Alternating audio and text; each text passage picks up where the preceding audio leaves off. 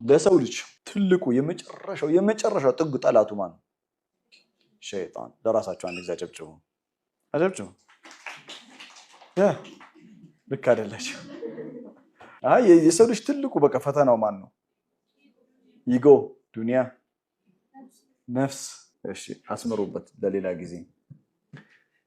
እዚህ ምድር ላይ ትልቁ ፈተና ላንቺ አንቺው ራስሽ ነሽ።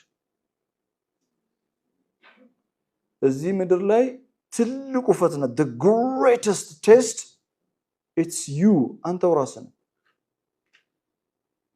ለዛ ነው إن الذين فتنوا المؤمنين والمؤمنات ثم لم يتوبوا فلهم عذاب جهنم ولهم عذاب حريق ለምን ፈተናው ራሳቸውን የከተቱ ራሳቸው ናቸው በእሳት ያቃጠሉት right ثم لم يتوبوا ተውበትም አላደረጉም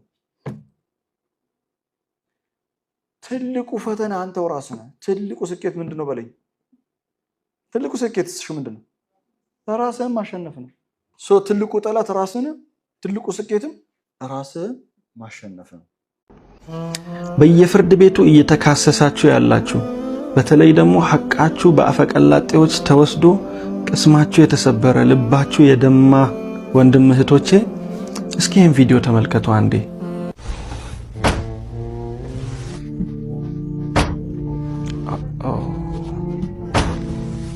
ከባድ ነው ጉዳዩ ምን ይሆኑ እንደሚያጋጫቸው በከባዱ እየተጋጩ ነው አይደል ምንድነው ጉዳዩ እነዚህን በጎች እንደሚያጋጫቸው አንድ ጊዜ ነብያችን አለይሂ ሰላቱ ወሰለም እንደዚህ ልክ እንደዚህ በጎች ሲጋጩ አዩና በጣም በከፍተኛ ሁኔታ አጠገባቸው አቡ ዘር ነበር ያ አቡ ዘር አተድሪ ፊማ ተንጠጢሃን ብለው ጠየቁት በምን እንደሚጋጩ እንዲህ በቀንዳቸው እርስ በኃይለኛ የሚጋጩት በምን እንደሆነ ምክንያቱን ታውቃለህን አሉት አቡ ዘር ላ አድሪ አላቸው አላውቅም ያ ረሱላህ እንዴት አቃለው እነዚህ ማይናገሩ ያኒ ዱዳ እንስሶች እንዴት አቃለው እኔ አላቸው አቡ ዘር ሲላቸው ነብዩ ሰለላሁ ዐለይሂ ወሰለም ወላኪን አላህ የድሪ ወሰየቅዲ በይነሁማ የውም አልቂያማ ነገር ግን አላሁ ሱብሓነሁ ወተዓላ ያውቃል በምን እንደሚጋጩ ነገ ቂያም ቀንም ፍርድ ይሰጣል በእነሱ ጉዳይ ላይ ሁለቱ በጎች በምን እንደተጣሉ ከፈረደ በኋላ ሁለቱም ላይ የሚወሰነው ውሳኔ ይወሰናል አሉ ነብዩ ሰለላሁ ዐለይሂ ወሰለም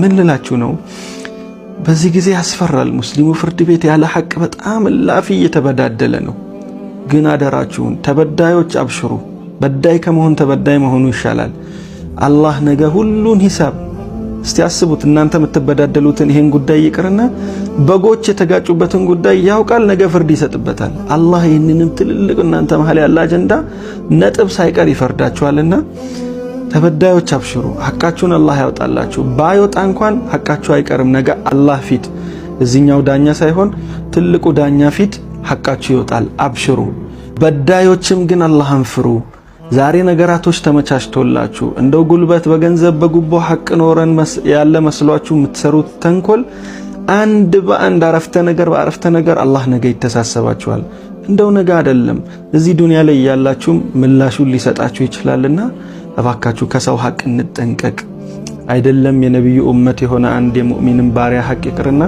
የበጎችን ሐቅ እንኳን ዝም ብሎ የሚያልፍ ጌታ አይደለምና እንጠንቀቅ እባካችሁ ወሰላሙ አለይኩም ሁሉ ጊዜ ራሱን የሚወቅስ ሰው አለ እታ ሁሉ ጊዜ እኔ ብዙ ወንድሞቼን ብዙ እህቶቼ ጋር አውርቻለሁ በቃ ብዙ ሰው ምድር ላይ በጣም ራሱን ወቃሽ ራሱን ይወቅሳል በራሱ ወቀሳ ውስጥ እስር ቤት ውስጥ ገብቷል ሸይጣን is very smart and strategic really እኛን ያቀናል በደንብ ነው የሚያቀን really እና የሚገርም ነገር የሥጋ ፈቃዳችንን እንድንፈጽም ያደርገንና ከዛ ወንጀል ውስጥ ከወደቅን በኋላ እንደጋግመዋለን ከዛ ሸይጣን ምን ያደርጋል መሰለህ መጀመሪያ ሲያስገባን አላህ አርራህማን ነው አርራሂም ነው ብሎ ያስገባን ካስገባ በኋላ ነፍሱን ለዋማ ደግሞ አታርፍ ቀሰቀሳለች አረ ኻሊዶ ጥሩ ነገር አይደለም የተደረገው ምናምን በቃ እዛ ተውበት በቃ ማድረግ አለብኝ ተውበት ልታደርግ ስትል ይመጣን አረ ማለት ተውበት ላ ሐውለ ወላ ቁወተ ኢላ ቢላህ በነገራችን ላይ ጥቅሱ ላይ ይጠቀማል ዚክር ሱብሃንአላህ አሁን አንተ እንደው እኔ እኮ ይገርመኛል ይላል ይመጣል ማለት ሸይጣን የማይሰራው ነገር ነው የሰራው እንዲህ ብለህ ነው አሁን ተውበት ምናምን የምትለው አስገብቶ ይዘጋዋል ለመውጫውንም ይዘጋዋል መሃል ላይ ስተክቶናል ስታክ የምታደርገው ምንድነው? ጊልቲ ስሜት። ከዛ ለአንተ ምንድነው ይመስላል? ለአንቺ ምንድነው ይመስልሽ? ጊልቲ ራስሽን የምትወቅሽ ራስን የምትወቅሽ ኖ ራስን ማውቀስ አይደለም እሱ ራስን ማጥፋት ነው፣ ራስን ማቀጨጭ ነው። ጊልቲ ፊሊንግ ነፍሱን ለዋማ it has to be a bridge not a prison። ድልድይ ነው መሆን ያለበት አንተ ልትሻገር እንጂ እስር ቤት አይደለም። ነፍስ ራሷን ኦቨር ኤንድ ኦቨር ወቀሳውን ድልድይ አድርጋ ተጠቅማ ካልተሻገረች ቀስ እያለ እየጨለመባት ሀታ ራሷን ማየት እስከማትችል ድረስ የዛን ሰዓት ምን ይፈጠራል? ወዘየነ ለሁም ሸይጣኑ አዕማለሁም ሸይጣን ስራቸውን ውብ አድርጎ አሳየ። ከዛ ነፍሱን ለዋማ ጮሃ ኢትስ ላይክ አን አላርም የሆነ ሰዓት ላይ ይቆማል። ከዛስ አይ ዶንት ኬር የሚባለው ስታይል ይመጣል። ሰው ዝም ብሎ አይ ዶንት ኬር ላይ አይደርስም። ተጠንቀቅ ወንድም፣ ረጀብ ወር ላይ ገብተናል። ረጀብ ወር ላይ የሚሰራ ወንጀል ደግሞ ሌላ ሁሎችም ወራቶች ላይ ከሚሰሩ ወንጀሎች የበለጠ ግዝፈት ያለውና ከባድ ነው። ሐታ ረመዳንንም ጨምሮ ረመዳን ላይ ከሚሰራም ወንጀል በላይ ረጀብ ላይ የሚሰራ ወንጀል በጣም ግዝፈት አለው።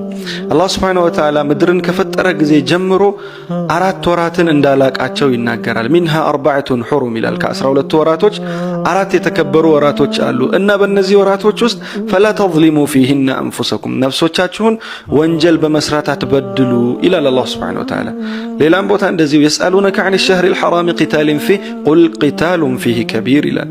በሸህረል ሐራም ላይ በተከበሩ በእነዚህ 4 ወራቶች ላይ ስለ መገዳደልና ጥፋት ስለ መስራት ይጠይቁሃል በላቸው። በእነሱ ወራቶች ላይ መገዳደል በጣም ትልቅ ወንጀል እንደሆነ ንገራቸው ይላል አላህ ሱብሓነሁ ወተዓላ በቁርአኑ። እና ምን ለማለት ነው? ረጀብ ወር ላይ ገብተናል። ቀናቶች ተቆጥረዋል። ረጀብ ከገባ ሁላችንም ራሳችንን ገታ ልናረግ ከወንጀል ልናቅብ ይገባል። ኦፍኮርስ ሁሌም ከወንጀል መራቅ አለብን። ሁሌም ከወንጀል መጸየፍ አለብን።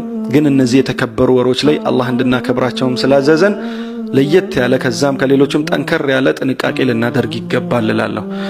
ነፍስያችንን ከወንጀል ልንጠብቅ ይገባል። ምክንያቱም ረጀብ አላህ ካከበራቸው ወራቶች ነውና ሐታ ከረመዳንም የበለጠ ክብር አለው ረጀብ ይላሉ። እነዚህ 4 ወራቶች ዘልቂዕዳ፣ ዘልሒጃ፣ ሙሐረምና ረጀብ ናቸው። አላህ እንድናከብር ያዘዘን ነገሮች ወንጀል ባለመስራት ማክበር ይገባናል። ወሰላሙ አለይኩም። ዛሬ የዘራሁን ነው ነገ መታጭደው። የዛሬው ውሎ የነገ ፍሬህ ነው። ዛሬ እናንተ በደንብ ጥሩ አድርጋችሁ እየዘራችሁ ነው። እመኑኝ ነገ ታጭዳላችሁ። በጣም ብዙ የቁርአን አያቶች እናንተ ይሆናሉ። በጣም ብዙ ሱራዎች የቁርአን በረካ ኢነላህ ላ ዩዲዑ አጅረል ሙሕሲኒን የደጋጎች ባሮችን ምንዳ አላህ የሚያጎል ጌታ አይደለም። ለሁሉም ይከፍለዋል። በነገራችን ላይ ሁሉም የዘራ ሁሉ ያጭዳል። ስለዚህ ዛሬ ከዘራ ነገ ታጭደዋለህ። ዋናው ምንድነው? የምዘራው ነገ ምንድነው ማጭደው? ነገ የምታጣጥመውን ፍሬ ነው ዛሬ እየደከምክለት ያለው። ግልጽ ነው። ዳትስ ላይፍ ሌሰን